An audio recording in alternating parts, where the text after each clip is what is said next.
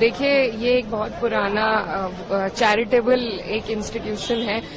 वक्फ की जो जमीन है वो कैसे दी जाती है, सबसे पहले ये समझने की जरूरत है। अगर मैं आपको कुछ दे रही हूँ, उसमें कोई तीसरा इंसान, मैं आपको अपनी चैरिटी, अपने मन के हिसाब से आपको कुछ दे रही हूँ, उसमें कोई दूसरा इंसान आपको आके बताए कि आप उसका किस तरीके से इस्तेमाल कर सकते हैं, और सारी की सारी जो पावर्स है वो आप अगर जिला अधिकारी को दे देंगे तो उसमें I don't think it helps anybody and we are totally against it. ये सिर्फ इंटरफेरेंस है, क्योंकि ये सरकार जिस तरीके से इनको मैंडेट मिला है और यूपी में जितनी बड़ी हार मिली है उसी का बदला लेने के लिए सबसे पहले माइनॉरिटीज पर अटैक होता है। और मुझे लगता है अगर इसी तरीके से अटैक हुआ, it's not just an attack on minorities but also on the constitution, on article 14, article 25, article 26, it's a direct attack. So, and it is not just for Muslims. I think all the minorities in the country need to be aware of this government's intent, of their intent to interfere with one's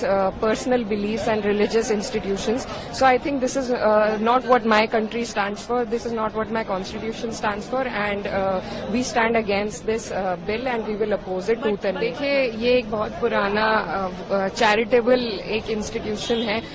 वक्फ की जो जमीन है वो कैसे दी जाती है, सबसे पहले ये समझने की जरूरत है। अगर मैं आपको कुछ दे रही हूँ, उसमें कोई तीसरा इंसान, मैं आपको अपनी चैरिटी, अपने मन के हिसाब से आपको कुछ दे रही हूँ, उसमें कोई दूसरा इंसान आपको आके बताए कि आप उसका किस तरीके से इस्तेमाल कर सकते हैं, और सारी की सारी जो पावर्स है वो आप अगर जिला अधिकारी को दे देंगे तो उसमें I don't think it helps anybody and we are totally against it. ये सिर्फ इंटरफेरेंस है, क्योंकि ये सरकार जिस तरीके से इनको मैंडेट मिला है और यूपी में जितनी बड़ी हार मिली है उसी का बदला लेने के लिए सबसे पहले माइनॉरिटीज पर अटैक होता है। और मुझे लगता है अगर इसी तरीके से अटैक हुआ, it's not just an attack on minorities but also on the constitution, on article 14, article 25, article 26, it's a direct attack. So and it is not just for Muslims. I think all the minorities in the country need to be aware of this government's intent, of their intent to interfere with one's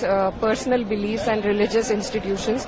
So I think this is not what my country stands for. This is not what my constitution stands for, and we stand against this bill and we will oppose it tooth and nail. News nation अब WhatsApp पर। देखिए, ये एक बहुत पुराना charitable एक institution है।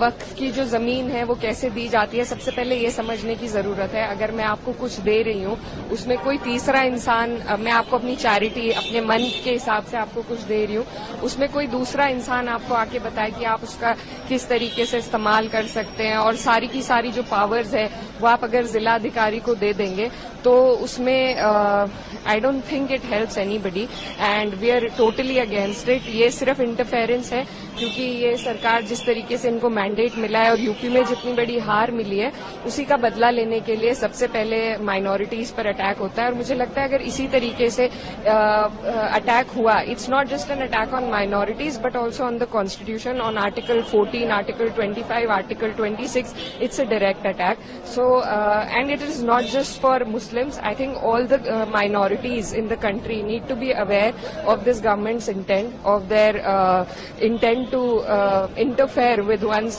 personal beliefs and religious institutions.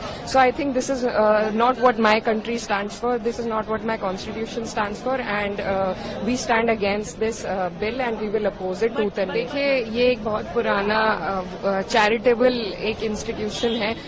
वक्फ की जो जमीन है वो कैसे दी जाती है, सबसे पहले ये समझने की जरूरत है। अगर मैं आपको कुछ दे रही हूँ, उसमें कोई तीसरा इंसान, मैं आपको अपनी चैरिटी, अपने मन के हिसाब से आपको कुछ दे रही हूँ, उसमें कोई दूसरा इंसान आपको आके बताए कि आप उसका किस तरीके से इस्तेमाल कर सकते हैं, और सारी की सारी जो पावर्स है वो आप अगर जिला अधिकारी को दे देंगे तो उसमें I don't think it helps anybody and we are totally against it. ये सिर्फ इंटरफेरेंस है, क्योंकि ये सरकार जिस तरीके से इनको मैंडेट मिला है और यूपी में जितनी बड़ी हार मिली है उसी का बदला लेने के लिए सबसे पहले माइनॉरिटीज पर अटैक होता है। और मुझे लगता है अगर इसी तरीके से अटैक हुआ, it's not just an attack on minorities but also on the constitution, on article 14, article 25, article 26, it's a direct attack.